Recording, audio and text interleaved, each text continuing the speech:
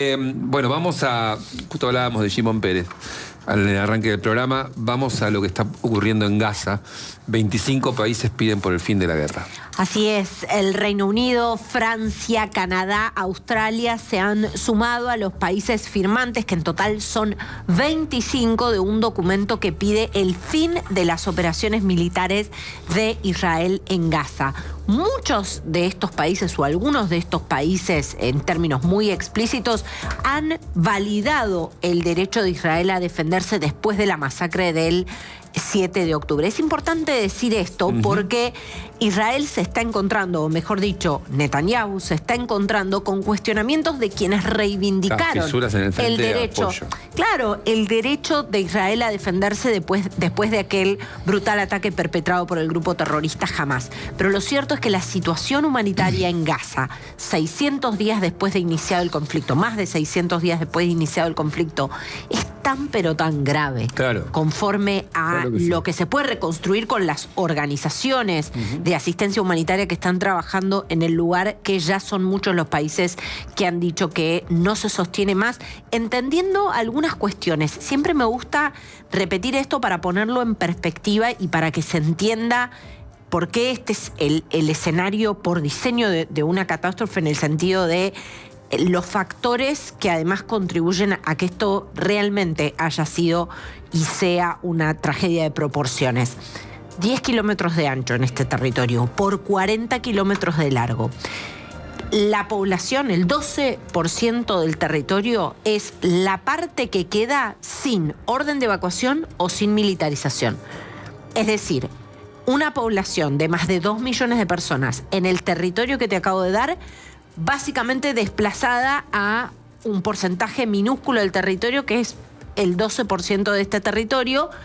Es realmente imposible de pensar, ¿no? Es como si Gaza fuera desde Barracas hasta San Isidro, y entre Barracas y el Obelisco estuvieran amontonados 2 millones de personas. Wow. Exactamente. Pensarlo así. Esa es una perspectiva correcta. No tengo las dimensiones, pero liberar todo, lo demás es bombardeado. Me parece que es una analogía que vale, ¿no? Para tomar perspectiva. El hacinamiento.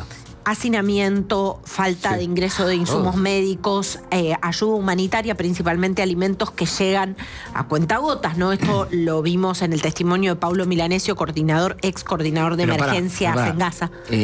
¿Significa entonces que los apretaron todos ahí? Claro, en un bordecito. Todo el resto te lo voy a bombardear. Claro, si no te, se van moviendo.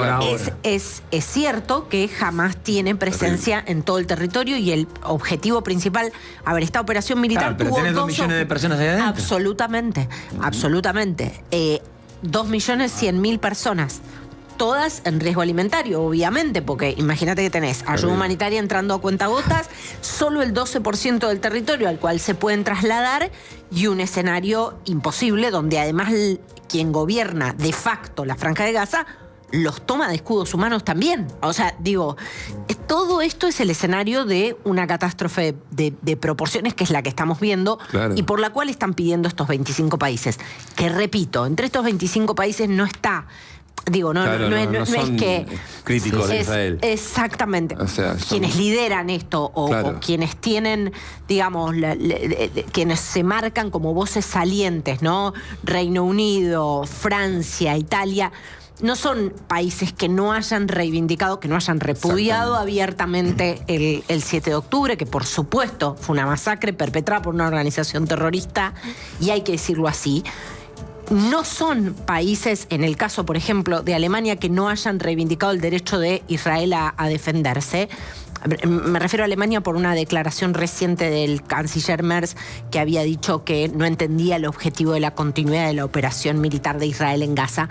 No son países que, y lo voy a marcar también en relación a lo que ha sucedido recientemente, que no hayan, en algunos casos, puntualizado el acierto de Israel en ponerle un fin a la carrera, o un freno a la carrera armamentística iraní. Digo, para entender que acá son cosas que corren por andariveles distintos. Claro. Ahora, está la magnitud de la tragedia humanitaria que el llamado al fin del conflicto es casi urgente por parte de estos países. Y quiero decir algo, esto no solamente le suma presión a Netanyahu, también le suma presión a Washington. Claro. También le suma presión a Trump para intervenir, que ya está queriendo el fin de esto desde hace un tiempo, ¿no? Tiene una persona clave que es su negociador en cuestiones sobre todo referentes a Medio Oriente, que es Steve Witkoff. Hace algunos días circuló una versión de la posibilidad de al menos un acuerdo de cese el fuego.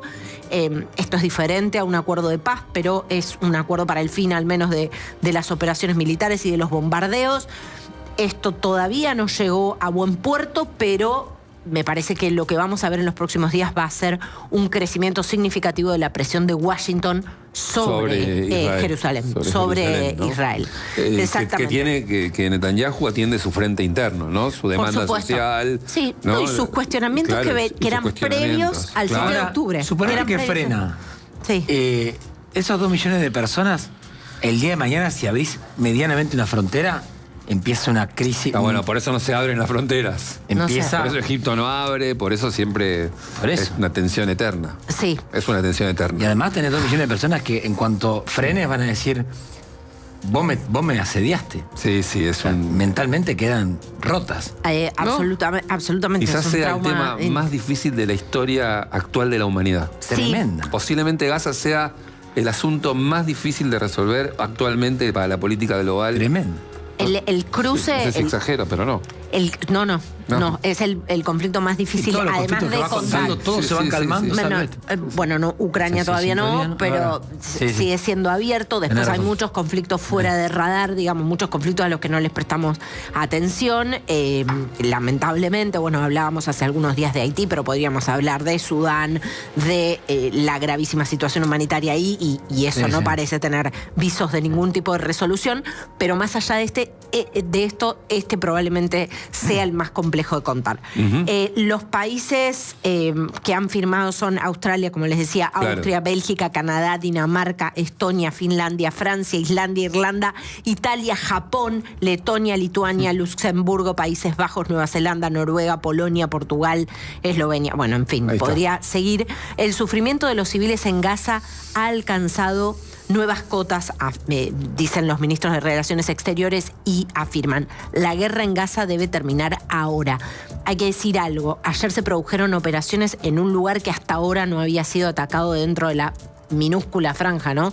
En términos de lo territorial, ¿no? Porque realmente es un territorio muy, pero muy pequeño. Ayer se produjeron ataques en este nuevo lugar. Hay además más reportes de muertos en el contexto de la llegada de los convoys de ayuda humanitaria. Las imágenes obviamente son desesperantes y hablan por sí solas. Esto hay que mirarlo muy pero muy de cerca, porque realmente creo que la respuesta de Washington, como digo, este documento es una interpelación a Washington también. Israel ha dicho que el documento está desconectado de la realidad, pero hay que ver qué hace Washington DC para ejercer más presión, obviamente en pos del fin del conflicto. Gracias, Caro. Agarramos el auto y elegimos por dónde volver al conurbano. Podemos cruzar el riachuelo,